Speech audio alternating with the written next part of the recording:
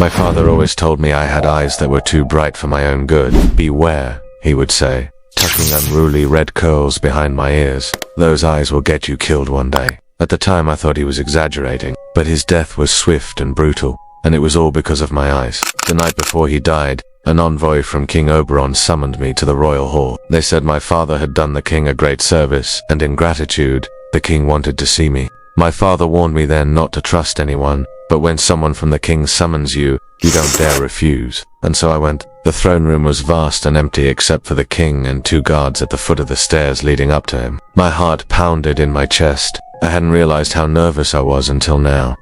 You are the daughter of Elias Vathic. The king's voice echoed with amplification magic, making it seem as though he was speaking to me from atop a mountain. He motioned for me to climb the stairs. So, this is how it begins, I whispered, gripping the velvet runner beneath my feet. When I reached the top of the stairs, the king looked different, smaller. His face was twisted with pain, and his right hand trembled like a leaf in the wind. You have something that belongs to me, he rasped, holding out his left hand. I stopped dead in my tracks. Did he know about the mark? About the demon kiss I bore within my veins? What do you want from me? I asked, trying to steady my voice. Give me what's inside your mouth, child. Give me the taste of the sun. I knew then he wasn't just any king. He was Oberon, the very ruler of the Summer Court, and whatever power resided within me, he wanted it for himself. I shook my head. I don't have anything for you. But he was already lunging for me, and I screamed as his fingernails scraped across my throat. Pain ripped through me. It was unlike any pain I'd ever experienced. And for a moment, my resolve faltered. If only I could swallow the sun, I thought frantically. If only I could let its warmth fill me and extinguish the light in my eye. That was when I remembered my father's parting words.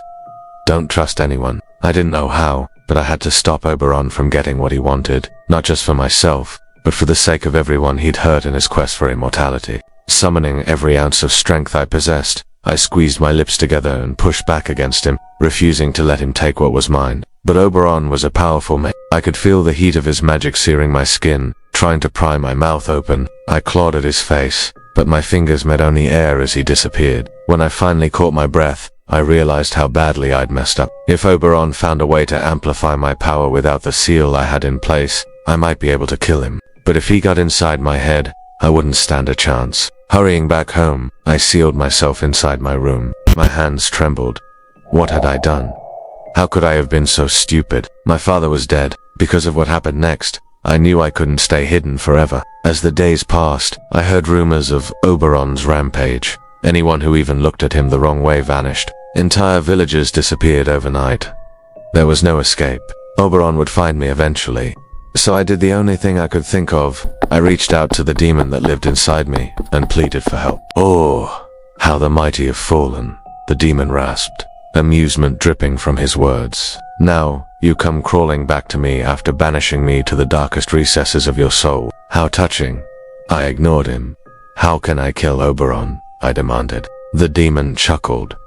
And why should I help you? You banished me, after all. Because, I hissed, my gaze unwavering. If he kills me, he'll take what's left of my power, and once he has both halves, he'll become unstoppable. Interesting, the demon mused. Alright, I'll tell you how to kill him, but I want something in return.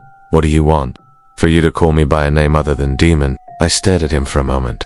Alright, I'll call you Sebastian. He smiled, revealing teeth that were just a little too sharp. Sebastian, tell me how to kill him. Sebastian hummed and circled around me. There are 2 ways. Actually, you could use the Sunstone to banish him back to the void from whence he came, or you could offer yourself to him willingly. If you truly love your father, you'll choose the second option. What does the Sunstone have to do with anything?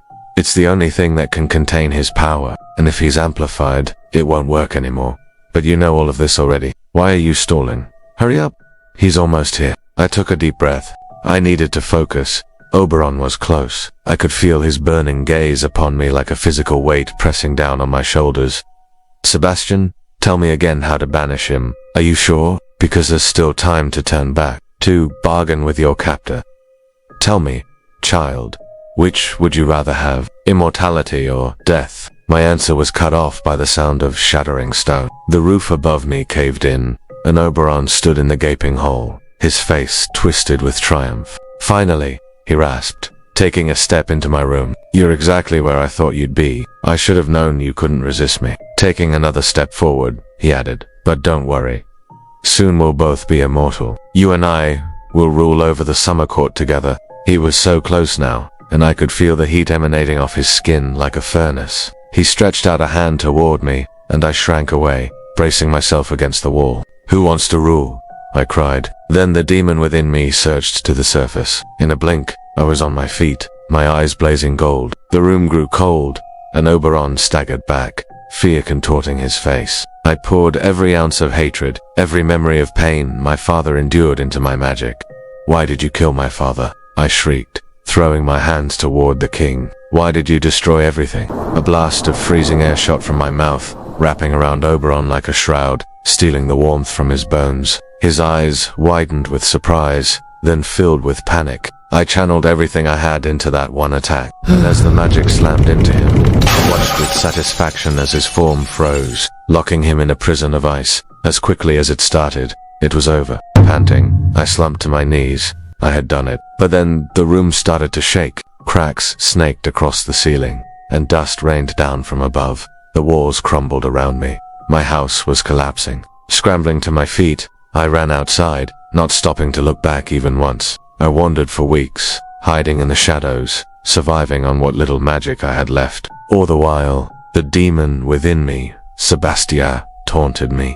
"Aren't you tired of running yet? Come on, let them catch you. Let them put you on trial. They won't execute you. Not with how much power you have left. They'll make you their queen, their leader." He was probably right. I had seen enough villagers leveled by Oberon's forces to know that wherever I went, I was bringing a blizzard. I was cursed. And the only way to lift the curse was to find a way to sever the bond between me and the demon inside me. One evening, as I huddled around a fire, I thought I heard someone approach. I whipped around, every instinct screaming at me to run. But my feet felt rooted to the spot, and as the figure stepped into the firelight, I recognized the woman. She was beautiful with long flowing hair and kind eyes. Most strikingly, she had eyes that were too bright for their own good. She smiled. "Hello, mother."